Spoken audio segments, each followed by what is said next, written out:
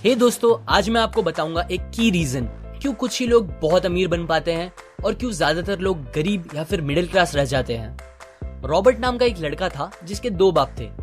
अब आप कुछ गलत मत समझिए, पहला उसका खुद का था पर दूसरा उसके दोस्त का बाप था जिसे वो अपना मुंह बोला बाप मानता था। पहले वाले ने पीएचडी की थी पर दूसरे ने कभी 8th भी पास नहीं की थी। दोनों बहुत ही स्मार्ट और हार्डवर्किंग थे पर दोनों की सोच बहुत ही अलग थी और दोनों रॉबर्ट को अलग अलग बातें सिखाते थे। पहला बाप बोलता था कि पैसा सारे फसाद की जड़ है, पर दूसरा बोलता था कि पैसा ना होना सारे फसाद की जड़ है। पहला रॉबर्ट को हमेशा महंगी चीजों के बारे में सोचने से मना करता था और कहता था कि वो हमारी हैसियत के बाहर है।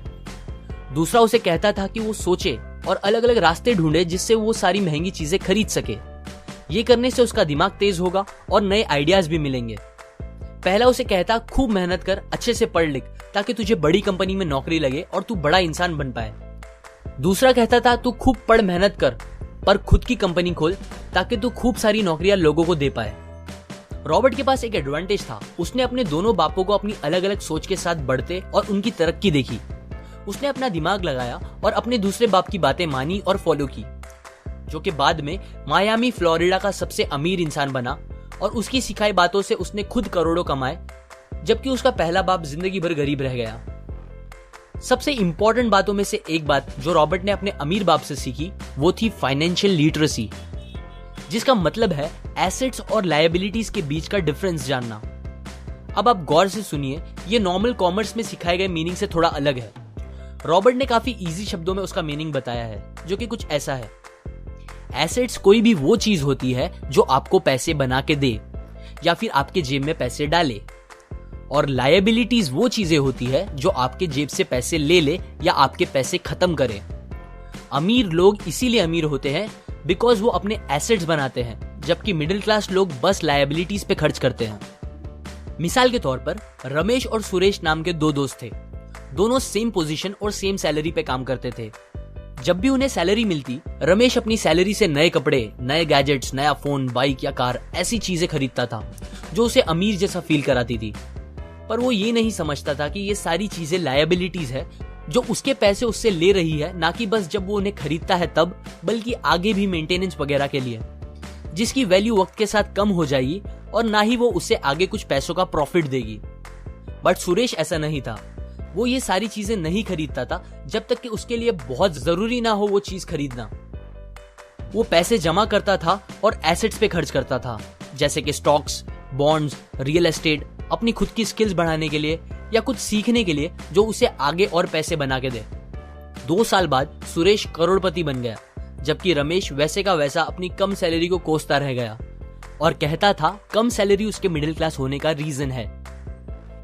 एक गरीब इंसान का कैश फ्लो कुछ इस तरह होता है, उसे पैसे मिलते हैं और फिर वो पैसे उसकी जरूरी खर्चों में खत्म हो जाते हैं। एक मिडिल क्लास का कैश फ्लो थोड़ा सा अलग होता है, उसे पैसे मिलते हैं, वो पैसे जरूरी खर्चों और लायबिलिटीज में खत्म कर देता है। इसीलिए मिडिल क्लास और गरीब में ज्यादा फर्क नहीं है। मोस्टली मिडिल क्लास लोगों को लगता है उनका घर उनका एसेट है, पर ऐसा नहीं है। आपका घर आपको पैसे बना के नहीं देता अनलेस आप उसको भाड़े पे दो, जबकि अमीर लोगों का कैश फ्लो ऐसा होता है।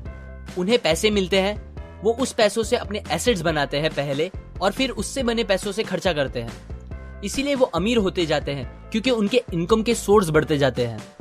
अगर आपको अमीर बनना है तो ये बात याद रखिए अच्छे से। इस बात से फर्क नहीं पड़ता कि आप कितना कमा रहे हैं, बल्कि आप उन पैसों को कैसे और कहां खर्च कर रहे हैं, ये इंपॉर्टेंट है।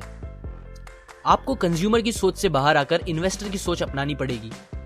लोग कंप्लेन करते हैं उनकी खराब कंडीशन का रीजन उनकी कम सैलरी है और सैलरी बढ़ेगी तो वो आराम से रहेंगे, पर प्रॉब्लम ये है कि इनकम बढ़ने के बाद लोगों के खर्चे ज्यादा बढ़ जाते हैं, क्योंकि ज्यादा पैसे ज्यादा अच्छी चीजें खरीदने पे मजबूर करता है, जैसे कि एक बेहतर फोन, कार, घर, जो कि सब फिर से बस लायबिलिटीज है जो आपको कभी अमीर बनने नहीं देगी। ये बातें मैंने रॉबर्ट कियोसाकी की book rich dad poor dad से पढ़ी है, जो वो पहली बुक थी जिसने मेरी सोच चेंज की और बेहतर बनाई। अगर आपको ये बातें अच्छी लगी तो लाइक करें, अपने व्यूज कमेंट करें और फाइनली सब्सक्राइब करें। मैं आपको ऐसी काम की बातें जो मैंने दुनिया के कुछ सबसे समझदार लोगों से सीखी है शेयर करूंगा, जो आपको सक्सेसफुल बनने में मदद करेगी।